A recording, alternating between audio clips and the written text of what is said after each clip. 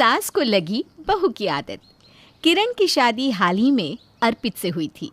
शादी के बाद किरण अपने ससुराल की जिम्मेदारियों को बखूबी संभालने लगती है। वो अपने ससुराल को इतने अच्छे से संभालती है कि पड़ोस के लोग भी किरण की सास चंदा से जलने लगते हैं। ऐसे ही एक दिन चंदा किचन में जाकर चाय बनाने की तैयारी कर रही थी। तभी किरण वहाँ आती है। माँ जी, ये क्या कर रही हैं आप भला किचन में क्यों आई? कोई काम था तो आप मुझे बता देती। क्या बहू, अब छोटी सी चीज़ के लिए भी मैं तुझे परेशान करूं? तू पहले से ही घर में पोछा मार रही थी, इसलिए मैंने तुझे परेशान करना ज़रूरी नहीं समझा। वैसे भी ना मेरे सर में दर्द हो रहा है, तो सोचा चाय बनाकर पी लूं। माँ जी, आप मेरी माँ समान है। भला कोई माँ अपने बच्चों को परेशान कर सकती है? नहीं ना। और क्या हो गया अगर मैं घर में काम कर रही थी तो? आपके सर में दर्द हो रहा है, उसके बाद भी आप किचन में काम करने आई हैं। हटिए, मैं आपके लिए चाय बनाकर देती हूँ। किरण अपनी सास को चाय बनाने नहीं देती और उसको साइड करके खुद चाय बनाने लगती है। ये देखकर चंदा के चेहरे पर एक प्यारी सी मुस्कान आ जाती है। भगवान ऐसी बहू सबको दे। पता नहीं पिछले जन्म में मैंने ऐसे कौन से कर्म किए थे जो इस जन्म में मुझे इतनी प्यारी बहू मिली। अरे माँ जी, अब आप यहाँ क्या कर रही हैं? जाइए ना अपने कमरे में, मैं अभी आपकी चाय और तेल लेकर आती हूँ। अरे तेल क्यों लाना है बेटा? क्योंकि आपके सर में दर्द हो रहा है। अब जाइए ना आपके कमरे में। किरण अपनी सास को उसके कमरे में भेज देती है और कुछ देर बाद वो खुद अपने हाथ में तेल और दूसरे हाथ में चाय लेकर अपनी सास के कमरे में जाती है। चंदा चाय पीती है तो वहीं किरण उसके सर को मसाज कर देती है। इसी तरह से कुछ दिन बीत जाते हैं और ऐसे ही एक दिन किरण, प्रिया और चंदा तीनों ही टीवी पर सीरियल देख रहे थे। तभी चंदा को ज़ोरदार खांसी हो जाती है। माँ जी, ठीक है ना आप यहीं रुकिए, मैं अभी आपके लिए पानी लेकर आती हूँ। बहू, मैं ठीक हूँ, मैं पानी ले लूँगी। पर किरण अपनी सास की एक नहीं सुनती और अपनी सास को पानी लाकर देती है। भाभी, सच में आप ना माँ का बहुत ख्याल रखती हो। आपके जैसी भाभी और बहू भगवान सबको दे। ये कैसी बात कर रही हो प्रिया? तुम तो जानती हो ना, माँ बाप की सेवा करना पुण्य का काम होता है और मेरी तो ज़िंदगी ही माँ की सेवा में गुजारना है। किरण की ऐसी बात सुनकर चंदा उसकी बलाई लेती है और अपने कमरे में चली जाती है। समय यूं ही गुजरता है और समय के साथ किरण अपनी सास को हिलने तक नहीं देती। सीधे शब्दों में कहे तो किरण अपनी सास को एक भी काम करने नहीं देती। ऐसे ही एक शाम चंदा अपने कमरे में लेटी आराम कर रही थी और उसी के बगल में प्रिया अपना फ़ोन चला रही थी। तभी चंदा अपनी बहू को आवाज़ लगाती है। किरण बहू, ओ किरण बहू, कहाँ है? ज़रा मेरे कमरे में तो आ। सास की आवाज़ सुनकर किरण तुरंत अपनी सास के कमरे में पहुंचती है। माँ जी, आपने मुझे बुलाया? कुछ काम था क्या? हाँ बहू, काम ही तो है, तभी तो बुलाया है। ज़रा लाइट बंद कर दे, बहुत थक गई हूँ तो उठा नहीं जा रहा। बस इतनी सी बात, अभी रुकिए, मैं लाइट बंद कर देती हूँ, फिर आप आराम से सो जाइए। किरण अपनी सास के कमरे की लाइट्स को ऑफ कर वहाँ से चली जाती है। समय का पहिया यूं ही चलता है। ऐसे ही एक दिन किरण किचन में काम कर रही थी, तभी उसके घर के फ़ोन पर किसी का कॉल आता है। तो वहीं हॉल में बैठी चंदा अपनी बहू को आवाज़ लगाती है। बहू, ये फ़ोन बज रहा है, उठा लेना, मैं टीवी देख रही हूँ। जी माँ जी, अभी आई। वो दौड़ती हुई हॉल में जाती है और फ़ोन उठाती है और बात करती है। हेलो हेलो, मैं नेहा। किरण, कैसी है तू? मैं ठीक हूँ, तू बता, तू कैसी है? और तुझे आज मेरी याद कैसे आ गई? मैं भी अच्छी हूँ। और पागल, याद तो मुझे हमेशा ही तेरी आती है, बस कभी समय नहीं मिल पाता था। वैसे मैं ना यहाँ तेरे ससुराल की तरफ आई हुई थी तो सोचा तुझसे मिलती चली जाऊँ। कहाँ है तू? अरे वाह, ये तो सच में बहुत अच्छी बात है। अगर तू यहाँ पर मुझसे मिलने आ रही है तो आ जाना। हाँ हाँ किरण, मैं तुझसे मिलने ज़रूर आऊँगी, पर आने के लिए तेरा एड्रेस भी तो होना चाहिए ना। तू मुझे अपना एड्रेस दे दे, कल ही तुझसे मिलने आती हूँ। नेहा की बात सुनकर किरण खुशी से उसे अपना एड्रेस देती है और फ़ोन काट देती है।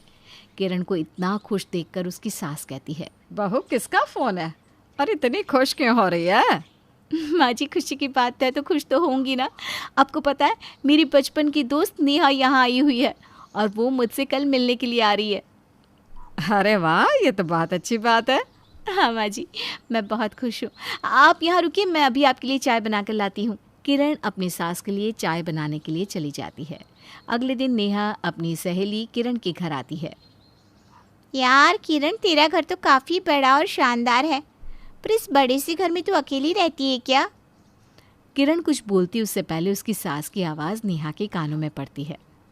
बहू, ए बहू, कहाँ है? ज़रा मेरे कमरे में तो आ गई आवाज़? हाँ आ गई, पर मुझे एक चीज़ समझ में नहीं आ रही। अगर तेरी सास है तो वो तुझे इस तरह आवाज़ क्यों लगा रही है? क्योंकि उनके सारे काम मैं ही करती हूँ ना, इसलिए। अच्छा तू यहीं रुक, मैं अभी आती हूँ। किरण वहाँ से चली जाती है तो वहीं नेहा बैठकर किरण का वेट करने लगती है। किरण थोड़ी देर में अपनी सहेली के पास आती है। आई एम सॉरी यार, मेरी सास को ना कुछ काम था, इसलिए उन्होंने मुझे अपने पास बुला लिया। तू बता कैसी है तू, और जीजू कैसे हैं? मैं ठीक हूँ, और तेरी जीजू भी बहुत अच्छे हैं। वो यहाँ क्यों नहीं आए, और तेरा यहाँ आना कैसे हुआ? तेरे जीजू ना काम में बिज़ी है, और उनको यहाँ किसी से मीटिंग करनी थी, इसलिए मुझे भी अपने साथ लेकर आ गए। अब जब मैं यहाँ आई तो सोचा क्यों ना तुझसे मिलकर चली जाऊँ। अरे ये तो बहुत अच्छी बात है। चलिए बता तू क्या खाएगी? आज तो तेरी ही मनपसंद की चीज़ें बनाऊंगी मैं। वही जो हम पहले कॉलेज के टाइम में खाया करते थे, मोमोज और पनीर टिक्का। तुझे याद है? अरे यार कैसी बात कर रही है, मुझे कैसे याद नहीं होगा? तू मेरी बेस्ट फ्रेंड है, और अपनी बेस्ट फ्रेंड की ये सारी चीज़ें तो अपने आप ही याद होती है। अच्छा तू यहीं रुक, मैं अब भी आती हूँ। किरण और नेहा आपस में बात कर रही थी, तभी एक बार फिर किरण को उसकी सास बुला लेती है। ये देखकर नेहा कुछ समझ नहीं पाती। इसकी सास इसको बार बार क्यों बुलाती है? मुझे तो यही समझ में नहीं आ रहा। कहीं इसकी सास अपाहिज तो नहीं? हाँ हो सकता है, तभी तो बार बार वो किरण को बुला रही है। खैर अब किरण आएगी तो मैं पूछ ही लूँगी कि इसकी सास अपाहिज है क्या, या फिर जानबूझकर इसको परेशान कर रही है। कुछ देर बाद जब किरण आती है तो नेहा इस बारे में किरण से अपने सवाल पूछ ही लेती है। किरण, मैं क्या कह रही थी कि मेरे मन में ना एक सवाल है, पूछूं? अरे हाँ पूछ ना। देख किरण, मेरी बातों को गलत मत समझना, पर जो सवाल आया ना वही पूछने जा रही हूँ। हो सकता है कि गलत भी हो। तेरी सास अपाहिज है क्या?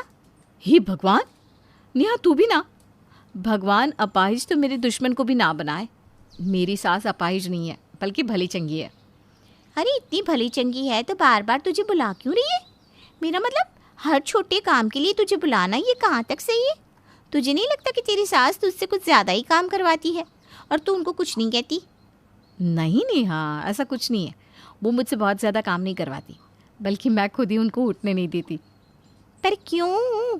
मतलब किसी और के ऊपर डिपेंड होना ये सही नहीं है, और आप किसी और के गुलाम बनकर रहो ये भी तो गलत है।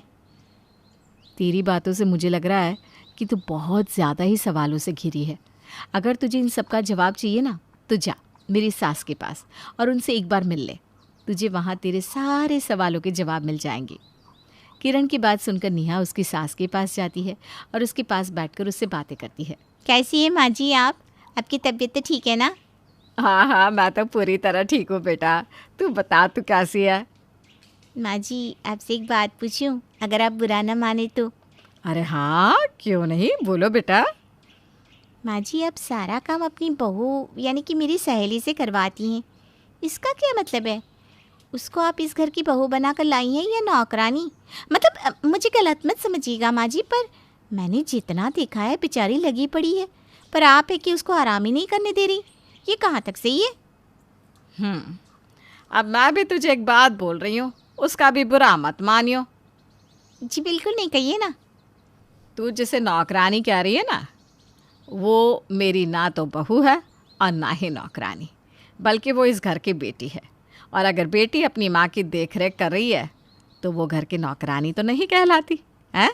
तू मेरी बहू की बहुत अच्छी दोस्त है, इसलिए तुझे ज़्यादा कुछ नहीं कहूँगी, लेकिन मैं तुझे इतना ज़रूर समझाऊंगी कि किसी के घर का कुछ जाने बिना उसके घर में नहीं बोलना चाहिए। और हाँ, अगर तू अपनी सास की सेवा कर रही होती तो आज तेरे मुंह से ये सवाल निकलता ही नहीं।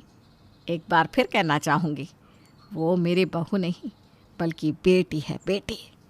अब तू यहाँ से जा सकती है। चंदा की बात सुनकर नेहा का मुंह बंद हो जाता है और वो वहाँ से चुपचाप उठकर जाने लगती है। जैसे ही वो हॉल में पहुंचती है, किरण उससे कहती है, अरे नेहा कहाँ जा रही है?